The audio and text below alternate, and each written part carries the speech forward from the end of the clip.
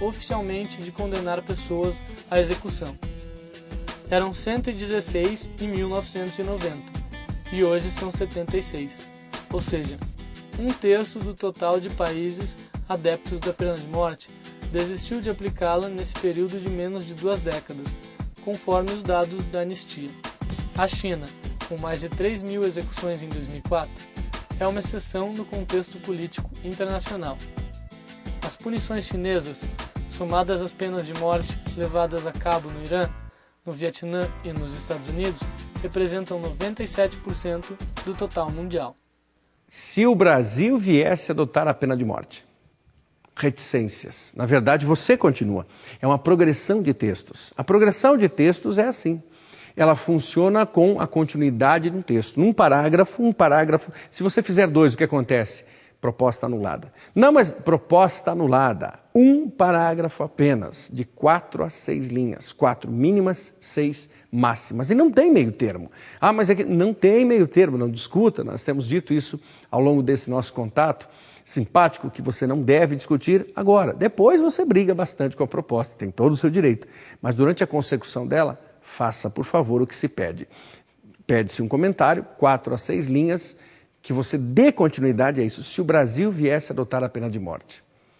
Na verdade, o que a banca examinadora queria mesmo é que o estudante, desejava isso, que o estudante, o candidato, mostrasse que a pena de morte não é a única solução para se resolver o problema, e talvez não seja a solução em hipótese alguma. Por isso, é um comentário de forma argumentativa bem inteligente. Olha, dá para trabalhar algumas coisas agradáveis aí, no sentido primordial de você colocar no papel, colocar no texto, algo que movimente essa questão da violência, mas de forma bastante agradável. Vamos para o 4º momento dessa, que é a 3ª grande proposta. São temáticas, você tem que fazer todas elas. É uma propostona essa 3ª, que envolve tudo o que vimos até o momento e que veremos a partir de agora também.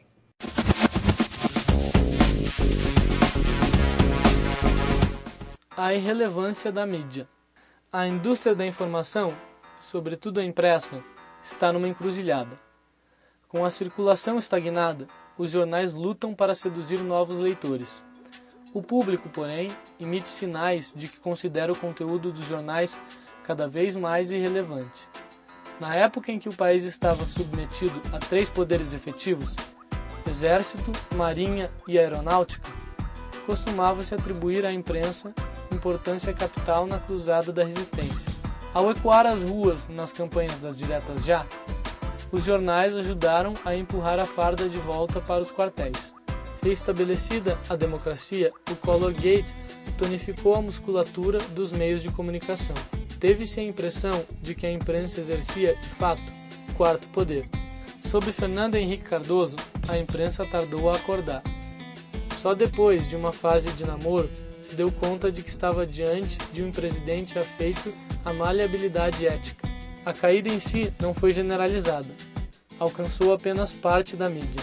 Ainda assim, sobrevieram os escândalos da compra de votos da reeleição, as privatizações trançadas no limite da irresponsabilidade, as malversações da Sudã e outras cocitas.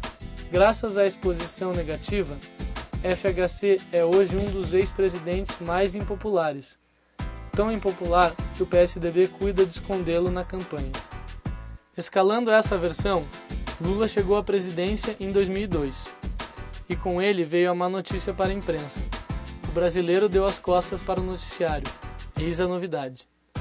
Poucos governos mereceram da mídia exposição tão negativa quanto a administração petista. As perversões atribuídas ao PT e a Lula foram alardeadas à saciedade.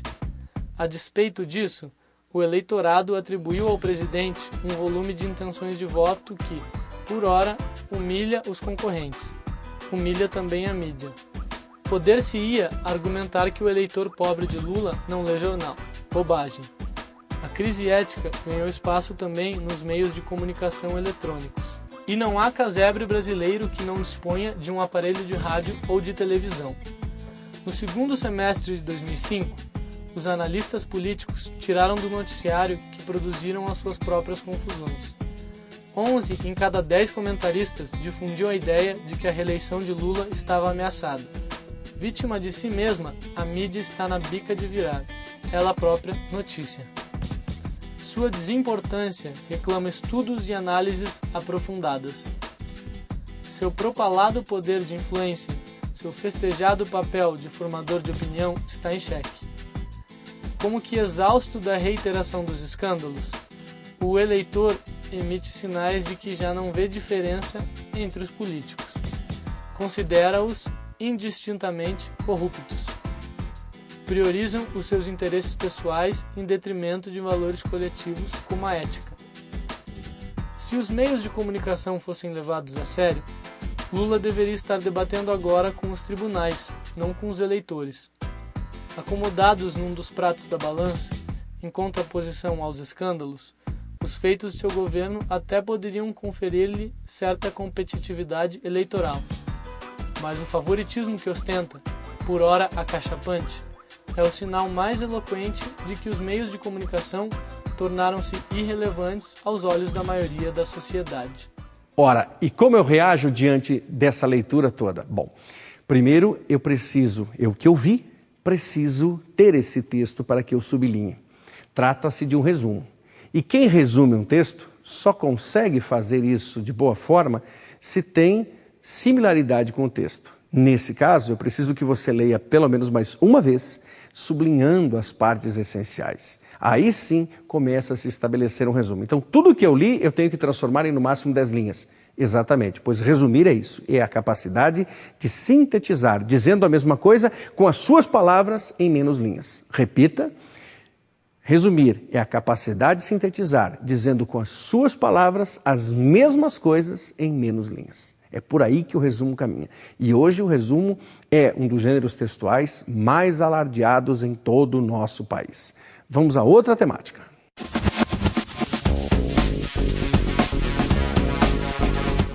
Você fica se perguntando o que vai ser quando crescer? Se liga, mano. Não raciocino sobre hipóteses. Essa charge belíssima, fruto de uma mente inteligentíssima, que a transportou para um jornal, fez muito bem. Os dois estão conversando, então você imagina essa cena mesmo, né? Lá estão eles, na laje de uma construção, ali num cantinho, eles que estão numa favela, armados até os dentes, prontinhos para disparar contra o inimigo, que pode ser qualquer um que se oponha à rede de tráfico ali instalada. Os dois estão naquele momento e como eles estão com a cabeça vazia, não tem muita coisa ali, um pergunta, mano, o que você vai ser quando crescer? Hein? A resposta é maravilhosa. Se liga, mano, não raciocínio sobre hipóteses. Qual hipótese? A de crescer. Por quê? Porque é aquela história que é quase uma repetição de Morte e Vida Severina num contexto diferenciado. Em Morte e Vida Severina, João Cabral de Melo Neto escreveu sobre o retirante que morria de fome pela ausência de trabalho, pela seca e pela dificuldade. Nas favelas, a garotada morre cedo, porque a criminalidade só os leva à autodestruição, à autocomisseração. Daí a importância dessa charge lindíssima, aliás, que você pode interpretar. E é o que se pede nessa temática. Vamos para a última temática da UFPR.